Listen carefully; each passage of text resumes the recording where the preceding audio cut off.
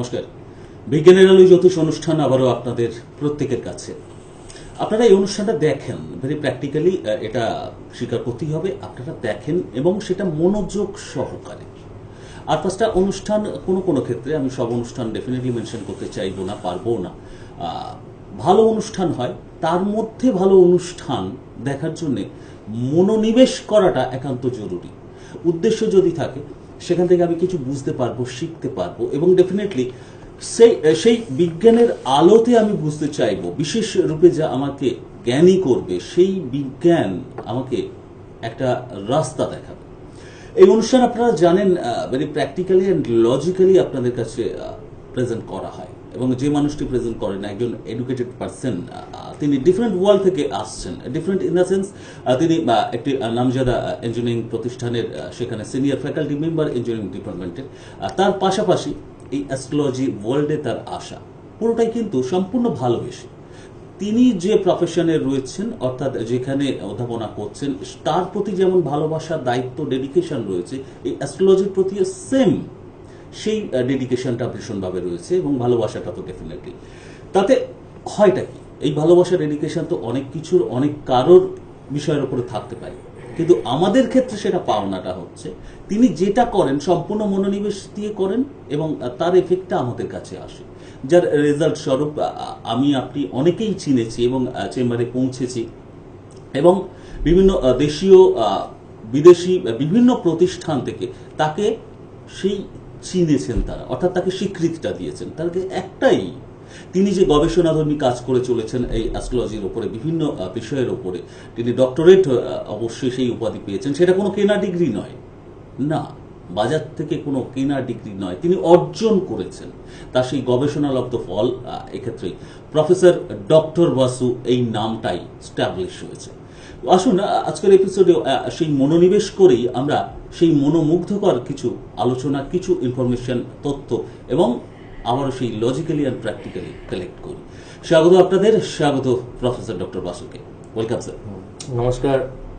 Previously আমি একটা ভীষণ প্রশ্নের উত্তরে থেমে গেছিলাম, আটকে গেছিলাম সময়ের অভাবে। আজকে যদি প্লিজ সেটা একটু ক্ল্যারিফাই করেন। এই যে ডিভিশনাল চার্ট নিয়ে আপনি আপনার কাজ এবং সেখানে অ্যানালিসিস করেন এবং এটা বারে বারে বলেন যে টু দি পয়েন্ট এবং প্রমিনেন্টলি কতটা প্রেডিকশন সম্ভব এবং একদম আক্ষরিক অর্থে বলতে গেলে যে অক্ষরে অক্ষরে মিলে এই কথাটা বলা সম্ভব। কিন্তু কেপিতেও তো সেম জিনিসটা ঘটে বলতে আমরা শুনেছি এবং আপনি এই জায়গায় সবচেয়ে ভালো, you are the right person I think, আপনি বলতে পারবেন যে কেপি এবং এই বৈদিক অ্যাস্ট্রোলজি এবং এই ডিভিশনাল চার্ট ডিফারেন্স এবং তফাৎটা কোথায়? Good question. প্রথমে বলে রাখি, আজকের অনুষ্ঠানটা মূলত ছাত্রছাত্রীদের জন্য, অর্থাৎ যারা অ্যাস্ট্রোলজি নিয়ে পড়াশোনা করছেন তাদের জন্য ফলপ্রসূ হবে। আবার যারা অ্যাস্ট্রোলজি বাদ দিয়ে সাধারণ অন্য ফিল্ডে পড়াশোনা করছেন, যেমন 23 তারিখ আগামীকাল তো জয়েন্ট এন্ট্রান্স এক্সামিনেশন, তো কিভাবে কি কি জিনিস তাদের মধ্যে, তার বাবা মায়ের মধ্যে থাকে যে আমার ছেলে র্যাঙ্ক করার পরে তাকে আমি ইঞ্জিনিয়ারিং না মেডিকেলে দেবো। তাই সে জয়েন্টলি র্যাঙ্ক করেছে, দুটো দিয়ে বোথ র্যাঙ্ক করেছে, মেডিকেল অ্যান্ড ইঞ্জিনিয়ারিং। আমি কিসে দেবো? ইঞ্জিনিয়ারিং দিলে আমি কোন ফিল্ডে দেবো, কোন স্ট্রিম নিয়ে সে পড়াশোনা করবে, mechanical, electrical, civil, computer science, choose করতে হবে। কম্পিউটার সায়েন্সের বাজার ভালো তাই আমি দিয়ে দিচ্ছি কম্পিউটার সায়েন্সে, না, ইটস রং কনসেপ্ট। দেখতে হবে আপনার ছেলের ন্যাক কোন দিকে আছে। সেদিকে অনেক সময় আপনি বা আপনার ছেলে বা কেউ জানে না কোন দিকে আপনার ন্যাক আছে, আপনার ছেলে মেয়ের ন্যাক আছে। তো সেক্ষেত্রে কিন্তু আমাদের অ্যাস্ট্রোলজির উপরে ভীষণভাবে ডিপেন্ড করতে হয়। আমি যেহেতু একটি কলেজের শিক্ষক, আমি এমনি অ্যাপার্ট ফ্রম অ্যাস্ট্রোলজি আমাদের স্টুডেন্টদের মেন্টর করতে হয়, তাদের অনেকভাবে মোটিভেট করতে হয় পড়াশোনার উপরে। সেরকম আমি কেরিয়ার কাউন্সেলিংটা আমি আমার কলেজের বাইরেও করি, আমার চেম্বারে। বাবা মা খুব চিন্তিত ছেলে মেয়ে কি নিয়ে পড়াশোনা করবে, শুধু ইঞ্জিনিয়ারিং ডাক্তারি নয়, আমার ছেলে আর্টস নিয়ে না কমার্স নিয়ে পড়লে কি কি থাকবে, কম্বিনেশন সাবজেক্ট কি কি থাকবে গ্রাজুয়েশনে, মাস্টার্স কি নিয়ে করলে ভালো হয়, ছেলে কি পিএইচডির জন্য সময় নিয়ে এনরোলমেন্ট করার পরে গাইডের পেছনে লেগে থাকবে নাকি ছেড়ে দিয়ে যে জব খুঁজবে। এই সমস্তগুলো আমি একেবারে লিখে দিই, বলি না লিখে দিই আমার প্রেসক্রিপশনে, এবং যদি প্রতিকার থাকে সেটাও বলে দিই। যাই হোক, তো বলছিলাম আজকে অনুষ্ঠানটা খুব ইন্টারেস্টিং হবে এই ছাত্রছাত্রীদের জন্য। প্রথমে বলি, আগে আপনি যেটা বললেন, Sure. আমাদের অনেকেই দেখা যায় একটা টার্ম ইউজ করে কেপি অ্যাস্ট্রোলজার।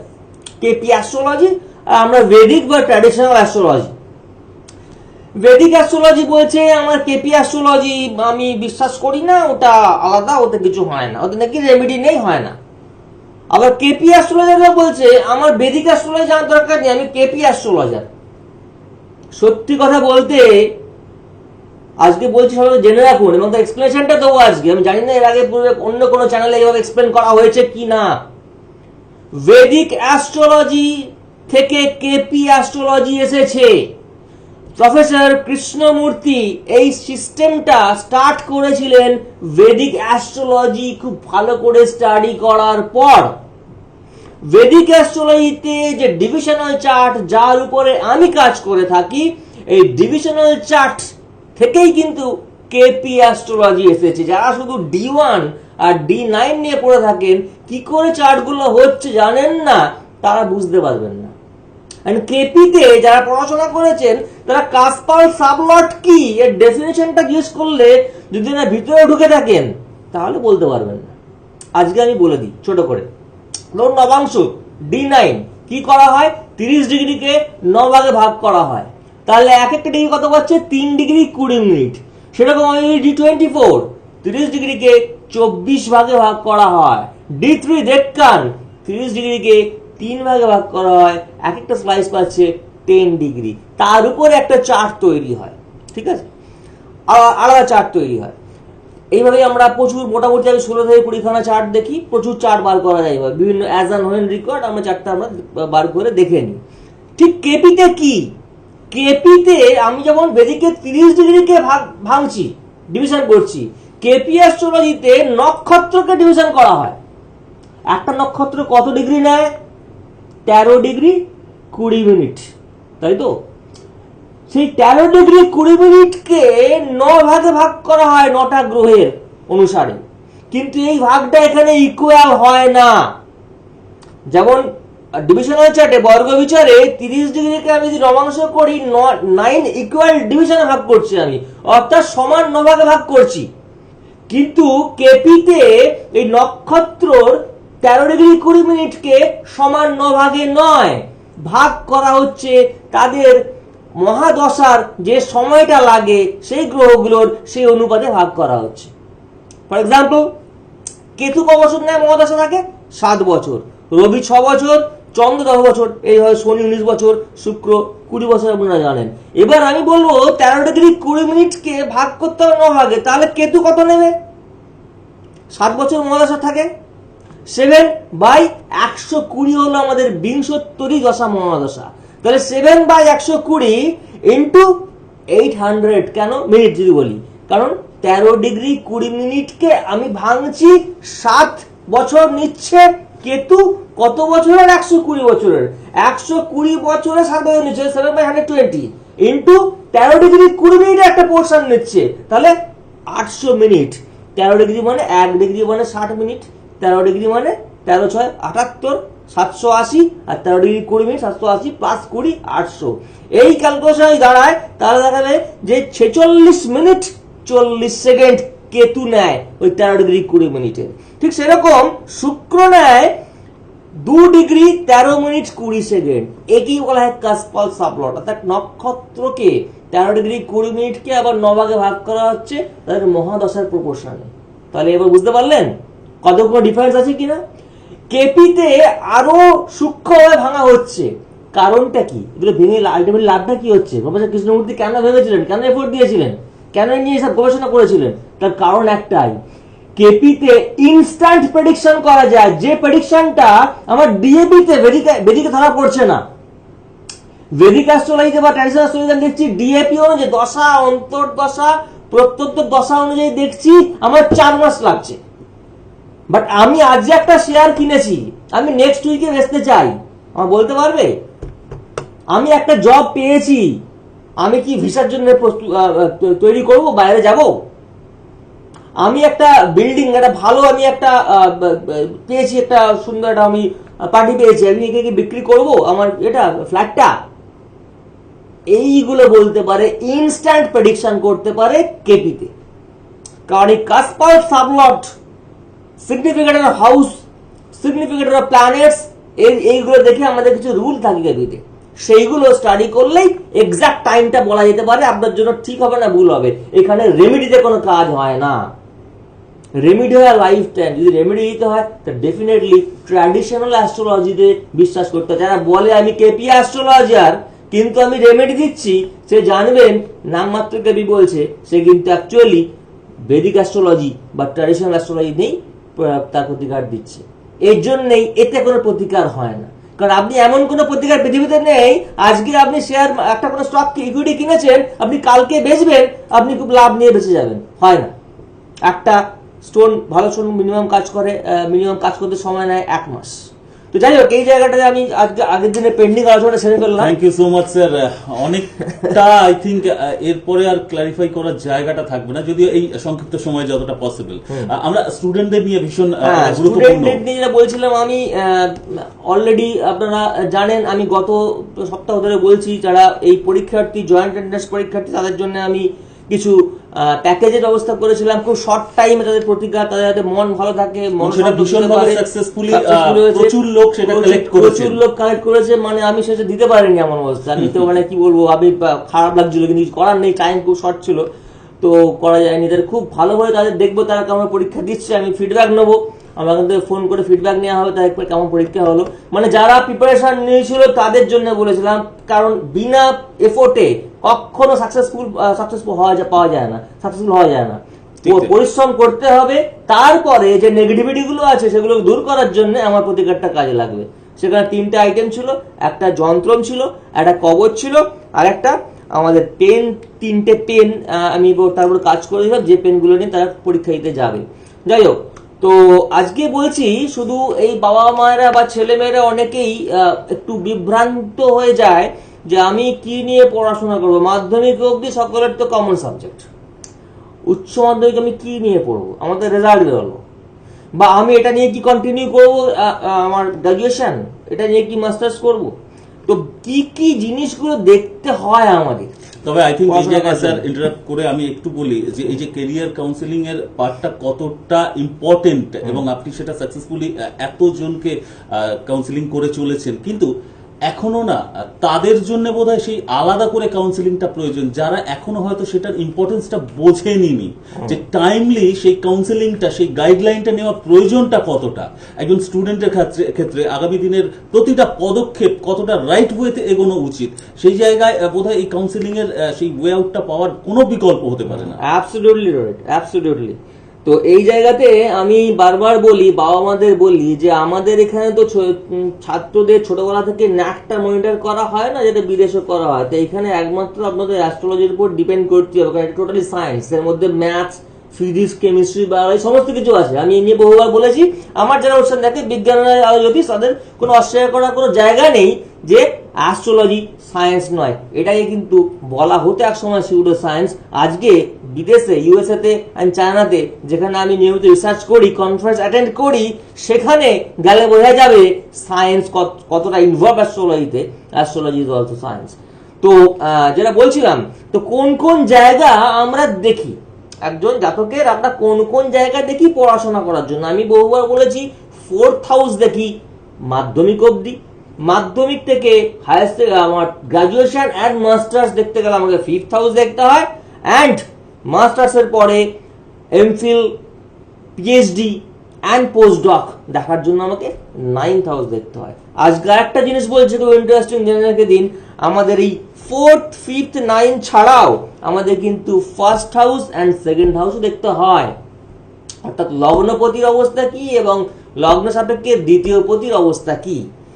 এবং আমি বলি আজকে একটা কথা, যে কোন কোন যোগ, গ্রহগত কম্বিনেশন, যোগাযোগ থাকলে আমাদের দেখি যে ছেলেটি বা মেয়েটি কোন লাইনে পড়াশোনা করতে পারে। যখন মাধ্যমিকের পরে 5th হাউসটা ভেরি ভেরি ইম্পর্টেন্ট। সেই ক্ষেত্রে আমি যখন দেখছি কোন জায়গাতে ভেনাস এবং মঙ্গল, অর্থাৎ শুক্র এবং মঙ্গলের যোগ রয়েছে, তাহলে কি বলবো, যারা অ্যাস্ট্রোলজি নিয়ে পড়াশোনা করেছেন, জানেন ট্রু অ্যাস্ট্রোলজার, তারা জানেন D1 এ ভেনাস এবং মঙ্গল যোগ থাকলে এবং ভালোভাবে তাদের যোগটা থাকলে লগ্ন সাপেক্ষে ভেনাস যদি শুভ হয় এবং মঙ্গল যদি শুভ হয় তাহলে আরো ভালো হয়। সেক্ষেত্রে একটি জাতক জাতিকা ডাক্তার বা ইঞ্জিনিয়ার হতে পারে।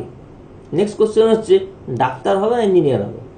আবার তো কনফিউশন চলে গেল। প্রমিনেন্স। ঠিক আছে, এই জায়গাতে দেখতে হবে D24 এ ফিফথ হাউসে ফিফথ লট কি আছে, সেখানে ভেনাস মঙ্গলের যোগাযোগ আছে কিনা, সেই ভেনাস মঙ্গলের সঙ্গে আর কি বসে আছে। যদি ভেনাস মঙ্গলের শুধু থাকে সেক্ষেত্রে, এবং দেখবো সেক্ষেত্রে আমাদের মঙ্গলটা অতটা পাওয়ারফুল নয়, ভেনাসটা খুব পাওয়ারফুল। সেই ক্ষেত্রে বিচার করে বলতে হবে এই ছেলেটি ডাক্তারি নিয়ে পড়াশোনা করবে। যদি দেখা যায় ভেনাস এবং মঙ্গলটা খুব ইম্পর্টেন্ট, ইকুয়ালি পাওয়ারফুল, তাহলে ছেলেটি ইঞ্জিনিয়ারিং পড়বে, আর সে পড়বে ইলেকট্রিক্যাল ইঞ্জিনিয়ারিং। ভেনাস এবং মঙ্গলের সাথে যদি কেতু থাকে ফিফথ হাউসে এবং D24 এ যদি কেতুর অবস্থা ভালো থাকে, লগ্নে যদি কেতু থাকে, তাহলে কিন্তু সে ইলেকট্রনিক্স নিয়ে পড়াশোনা করবে, ইলেকট্রনিক্স ইঞ্জিনিয়ারিং নিয়ে পড়াশোনা করবে। যদি স্যাটার্ন থাকে আমার ফিফথ হাউসে এবং লগ্ন সাপেক্ষে তার যোগ কারক গ্রহ যদি স্যাটার্ন হয়, তাহলে সে মাইনিং ইঞ্জিনিয়ারিং, পেট্রোলিয়াম ইঞ্জিনিয়ারিং আর লেদার ইঞ্জিনিয়ারিং নিয়ে পড়াশোনা করবে, লেদার টেকনোলজি নিয়ে। এগুলো জানতে হবে, ভীষণভাবে স্টাডি করতে হবে। আর নাইন্থ লর্ড যদি জুপিটার সে ঠিকঠাক থাকে, যেটা বলছিলাম 4th, 5th, 9th, তাহলে সেই ছেলে বা সেই মেয়ে, এবং D24 নাইন্থ লর্ডের অবস্থা খুব ভালো থাকবে এবং জুপিটারের একটা শুভ যোগাযোগ কখনো থাকবে তার এই লগ্নের সঙ্গে এবং তার ফিফথ হাউসের সঙ্গে, তাহলে সে কিন্তু অধ্যাপনার কাজে নিজেকে নিয়োগ করতে পারবে। সে খুব ভালোভাবে একজন অধ্যাপক হতে পারবে জীবনে। সান, আগের দিনে একটা প্রোগ্রামে আমি বলছিলাম, কোন একটা জায়গাতে দেখছিলাম, আমি বলছিলাম সেই মেয়েটি সায়েন্স নিয়ে পড়াশোনা করবে, তা বাবা মা ঠিক করে সায়েন্স খুব ভালো, আমি তাকে বললাম না আর্টস নিয়ে পড়াশোনা করুন। তো ব্যাপারটা দেখতে হয় সান, তার সঙ্গে যে ইঞ্জিনিয়ারিং গুলো বললাম আমরা, ভেনাস, মঙ্গল, স্যাটার্ন, কেতু, এগুলো ইঞ্জিনিয়ারিং এর জন্য সান বলি। সান যদি ভালো থাকে, খুব ভালোভাবে এক্সাইটেড থাকে, লগ্ন সাপেক্ষে সান ভালো থাকে, সেই সান কিন্তু গভর্নমেন্ট জব এবং পলিটিক্যাল সায়েন্সের একটা ছক। সেই ক্ষেত্রে সেই জায়গা যদি সায়েন্স না পড়ে আর্টস নিয়ে, পলিটিক্যাল সায়েন্স নিয়ে বা ইকোনমিক্স নিয়ে যদি পড়াশোনা করে, যদি দেখা যায় D24 এ সানের সঙ্গে জুপিটার একটা কম্বিনেশন হয়েছে, সেই ক্ষেত্রে সায়েন্স কিন্তু সেই খুব একটা ফলপ্রসূ হবে না। সেই ক্ষেত্রে আর্টস নিয়ে পড়লে ফলপ্রসূ হবে।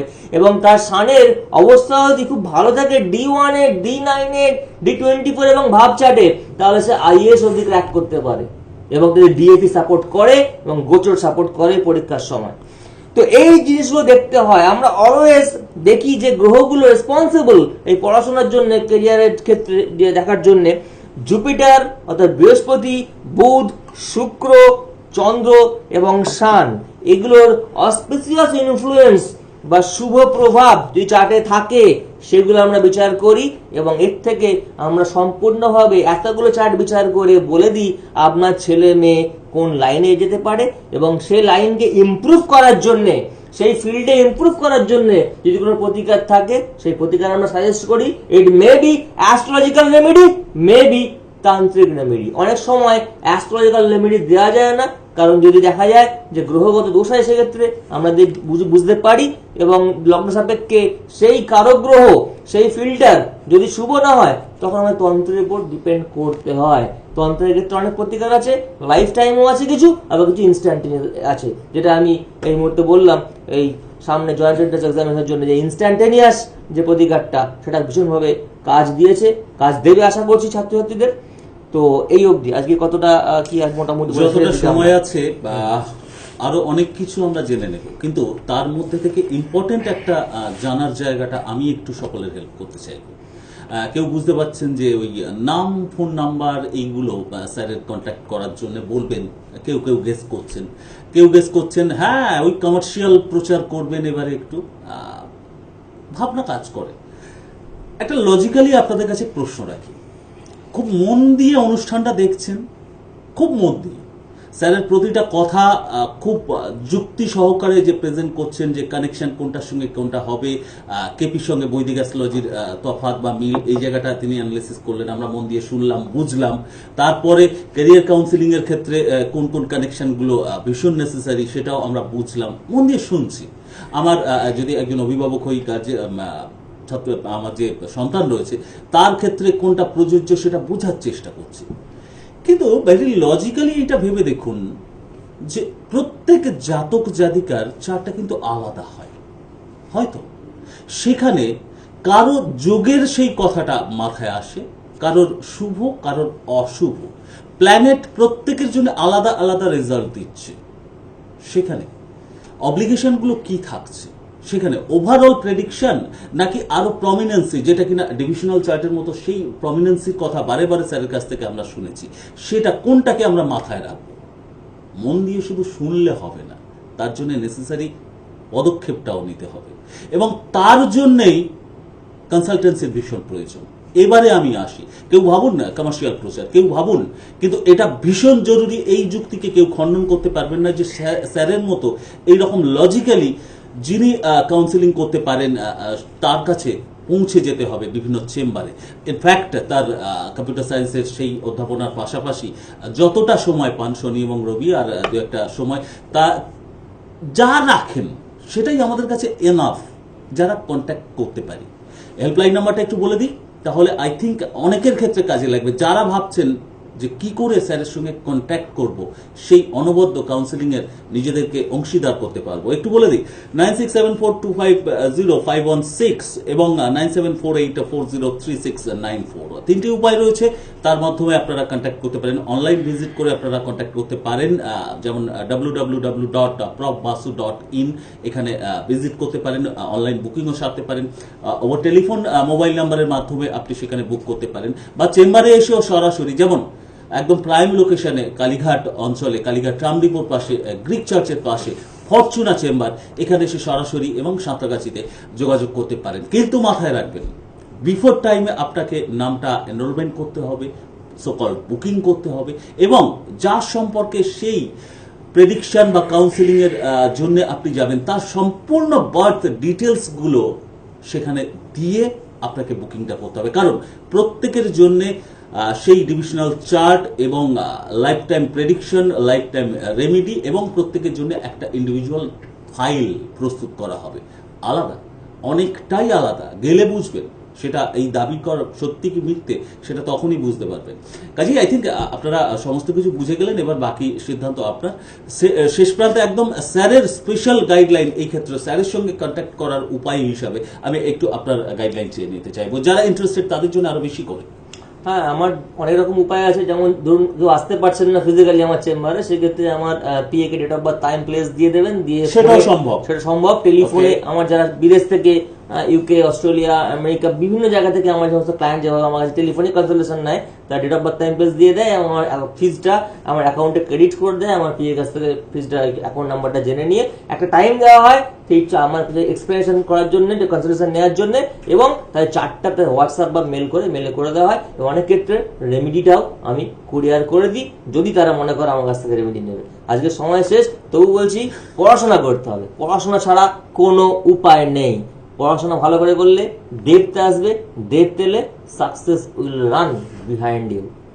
সময় শেষ, কিন্তু আফসোস করার উপায় নেই। আগামী দিনে নিশ্চয়ই ফিরে আসবো আমরা, অবশ্যই স্যার ফিরে আসবেন, প্রফেসর ডক্টর বাসু, এবং ইউটিউবে গিয়ে আপনাদের সামনে সুযোগ থাকছে এনি টাইম এনি প্রোগ্রাম দেখার এবং সেখান থেকে জেনে নেওয়ার, সজাগ হওয়ার। অবশ্যই সেখানেও চোখ রাখতে পারেন, এবং আমাদের এই অনুষ্ঠান, লাইভ ফোন ইন অনুষ্ঠান, সমস্ত কিছু চোখ রাখতে পারেন। সাথে থাকুন, ভালো থাকুন, বন্ধু করে নিতে পারেন সেই অ্যাস্ট্রোলজিকে লজিক্যালি অ্যান্ড সাইন্টিফিক্যালি, এই বিশেষ শুভেচ্ছা দিয়ে, এবং কালকেই যে জয়েন্ট এন্ট্রান্স পরীক্ষা, তাদের প্রত্যেক পরীক্ষার্থীর জন্য বিশেষ শুভকামনা দিয়ে আজকে বিদায়। নমস্কার। নমস্কার।